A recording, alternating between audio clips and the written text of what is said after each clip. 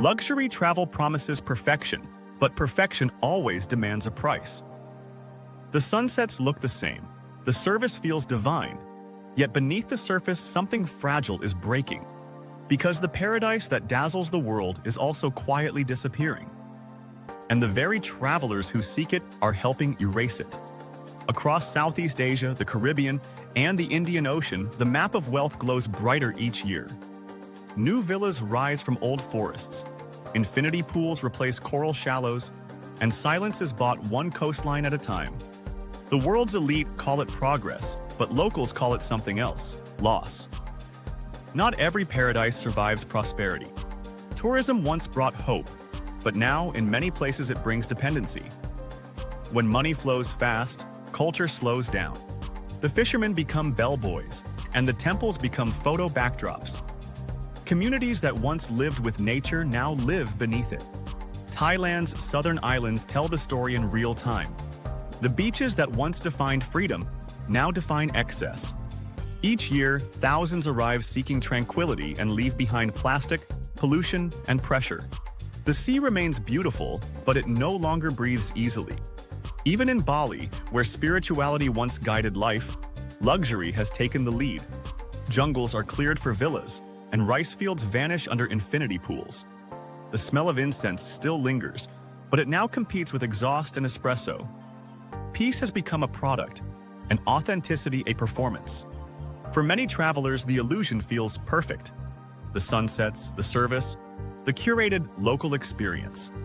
But step outside the gates and another world waits. A world where paradise feels more expensive than ever. Behind the luxury facade, workers live in dorms built from tin and promise.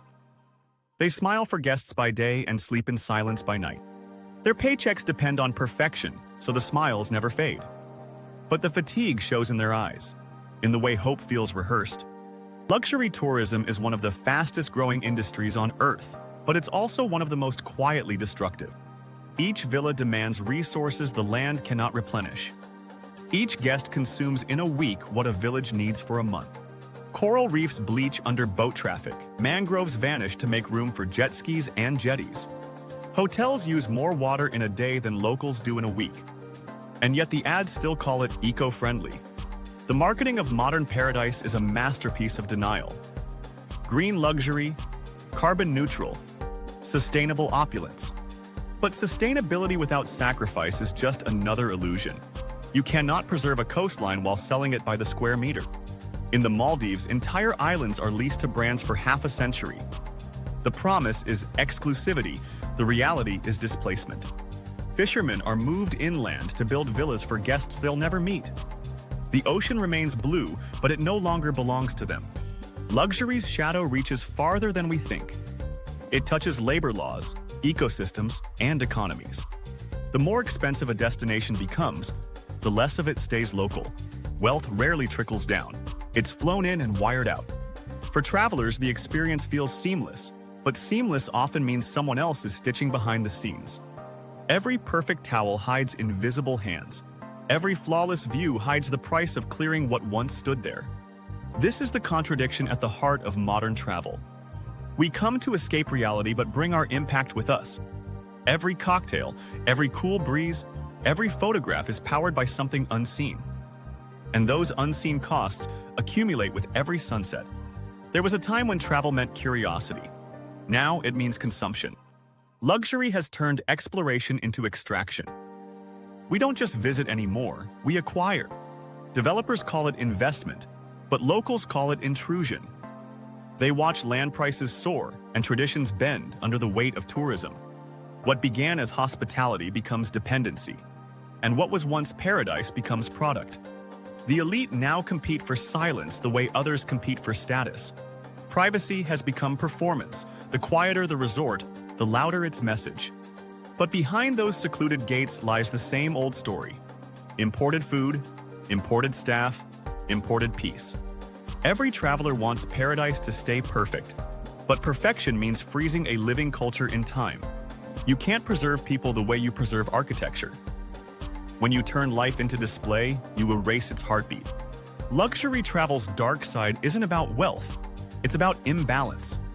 The more we chase exclusivity, the more we exclude what made these places special. The culture becomes costume, and the people become props. In Sri Lanka, heritage hotels advertise ancient charm, yet many of those ancient workers are paid as if time truly stopped. The same applies across Asia's finest retreats: grace underpaid, beauty overexposed, and still the rooms sell out months in advance. Because guilt has never been as powerful as glamour. The industry knows this and sells redemption alongside indulgence. A yoga class to offset carbon, a beach cleanup after champagne. Even our conscience has become curated. But the truth remains simple. Every paradise has a tipping point. Too many footprints, too much noise, too much need. And once paradise tips, it doesn't return. The irony is that the wealthiest guests often notice it first. They sense the emptiness beneath the polish. They can afford perfection and feel how hollow it sounds. You can buy quiet, but not peace. Even in perfection, there's fatigue. When every detail is flawless, nothing feels alive. Luxury without friction becomes numbness, and numbness disguised as comfort is the true luxury addiction. What began as escape becomes dependency. A world so carefully designed that it no longer surprises you. Travel stops expanding your world, it starts reducing it. And you realize that paradise, when packaged, loses its power to transform. The illusion of paradise hides more than coral and calm tides. It hides contradiction. Every piece of perfection we consume carries a story of compromise. And the deeper you look, the more you see the imbalance. In Vietnam, heritage towns rebuilt for tourism now feel like movie sets. The old lanterns still glow, but the soul that lit them flickers faintly. Locals rent their culture by the hour, and authenticity has become a luxury tax the poor can no longer afford. In the Philippines, beach communities that once thrived on simplicity now chase seasonal gold. When the high season ends, the smiles fade. Tourism money disappears faster than the tides that bring it. And the island waits again, between abundance and absence. Luxury travelers rarely see these cycles. They see curated calm, manicured happiness, filtered sunsets. But reality lives one street behind the resort gates. And that reality is changing faster than paradise can heal. As wealth flows in, the land struggles to breathe. Freshwater tables drop and coral reefs crumble under anchoring yachts. The infrastructure built to support five-star living often breaks what it came to celebrate. It's not malice, it's momentum. When luxury expands unchecked, impact becomes invisible. Every resort that opens promises to blend with nature. Few remember that blending often begins with bulldozing. Developers call it opportunity, but for locals, it's often displacement. The shoreline once shared by families becomes private, fenced, and branded. The ocean that fed generations becomes a view sold by the night. And what happens when paradise becomes private property? The answer lies in the silence of those who used to belong. In the Maldives, small islands leased to global chains operate as micronations of money. They import everything from chefs to water while exporting profits abroad. The result is a paradox: poverty surrounded by opulence. A world where those who serve champagne can't afford clean drinking water at home. Luxury travel sells escape, but it's often built on endurance. For every guest reclining in serenity, there's a worker enduring 16-hour days to maintain it. In Cambodia, resorts train villagers to speak softly and disappear when not needed. They call it professionalism, but it's really erasure disguised as etiquette. The psychology of luxury is seductive. It makes guilt feel like gratitude. We tell ourselves we're supporting the economy, and sometimes we are. But the balance tilts too easily toward exploitation. Even the aesthetics of paradise have changed. Once, beauty meant nature unbothered. Now it means geometry. Trimmed palms, imported sand, curated wildlife, perfection without pulse. Every stone polished, every leaf positioned. It's immaculate, yet strangely lifeless. Because nature doesn't exist to please, it exists to persist. This new luxury feeds on contrast. Opulence surrounded by poverty, calm inside chaos. It's designed to make you feel chosen, But that feeling depends on someone else's exclusion. And that's the hidden formula of indulgence. Scarcity disguised as serenity. The rarer the access, the higher the illusion of value. You can see it in the eyes of travelers who've been everywhere. Their awe fades faster now. Their experiences blur, and the world feels smaller, not richer. Because when every destination becomes another checklist, discovery turns into repetition. Luxury becomes just another form of consumption. Expensive, empty, endless. Still, not all hope is lost. A quiet rebellion is growing within the industry itself. A new wave of creators, hoteliers, and travelers are beginning to question the cost of perfection. They talk about regenerative travel, the idea that paradise should heal, not suffer, from our presence. It's a small movement, but it's growing fast. Some resorts are going off-grid, powered by solar and humility. Others limit occupancy, close seasons for ecosystems to recover, and hire locals as co-owners, not servants. In Thailand's southern provinces, a few new sanctuaries are redefining what exclusivity means. They offer privacy, but also purpose. Guests contribute to coral restoration and community projects without fanfare. In Bali, slow travel collectives are rebuilding balance. They encourage visitors to stay longer, spend consciously, and learn instead of consume. These aren't trends, they're corrections. The world is remembering that travel was never meant to conquer. It was meant to connect. True luxury isn't about isolation anymore. It's about integration. It's finding beauty without breaking what makes it beautiful. Because at its heart, travel is a privilege, not a right. And with privilege comes responsibility. When done right, tourism uplifts rather than extracts. It teaches respect instead of entitlement. But it demands humility, the kind wealth rarely practices. You can still chase paradise. Just do it with open eyes. Ask where your comfort comes from and who pays for it. Luxury without awareness is the most expensive ignorance of all. And awareness, unlike comfort, is something money cannot buy. The new traveler doesn't seek to own paradise. They seek to understand it. They travel lighter, stay longer, and leave softer footprints behind. And slowly, the world responds. Beaches recover, communities stabilize, and paradise breathes again. Quietly, cautiously, gratefully. Because beauty wants to survive. It just needs fewer admirers and more allies. The choice belongs to us, the dreamers, the explorers, the storytellers of tomorrow. The dark side of luxury isn't meant to shame. It's meant to reveal. To remind us that paradise without conscience is just a stage built on borrowed ground. When we choose awareness over excess, we don't lose luxury, we redefine it. We trade ownership for appreciation and opulence for observation. And maybe that's where true elegance begins, in understanding what not to take. Because the rarest experience on earth is not perfection, it's authenticity that still exists. So the next time you see a flawless view, pause. Ask what it cost. Not in dollars, but in balance. Because the greatest luxury left isn't exclusivity, it's empathy. The ability to enjoy beauty without breaking it. And when travelers finally learn that, paradise won't need protecting.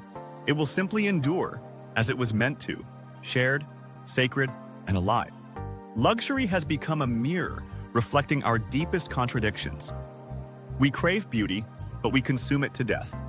Every destination we glorify online becomes tomorrow's crowd, and every crowd brings the same quiet destruction disguised as demand. Social media has turned wanderlust into competition. The once hidden islands are now hashtags, and the remote is no longer remote. Influencers sell experiences as trophies, but paradise isn't meant to be performed. When the camera turns off, the silence feels heavier. The jungle doesn't echo applause. This new age of exposure has reshaped luxury itself. It's not privacy that sells, it's the illusion of it. Resorts promise exclusivity, yet thousands share the same curated solitude.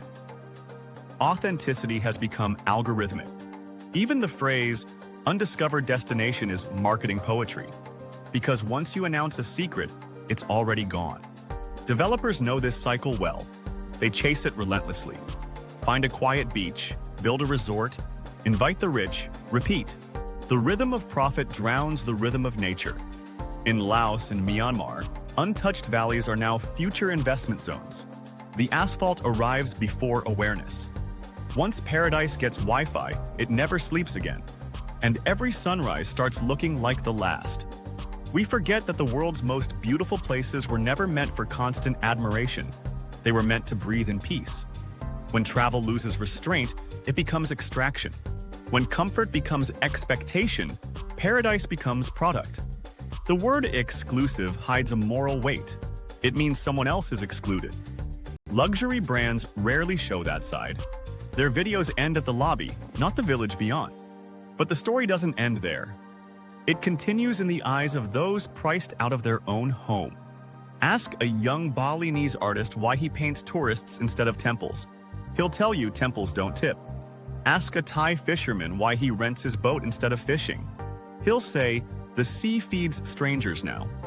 This is the quiet colonization of comfort.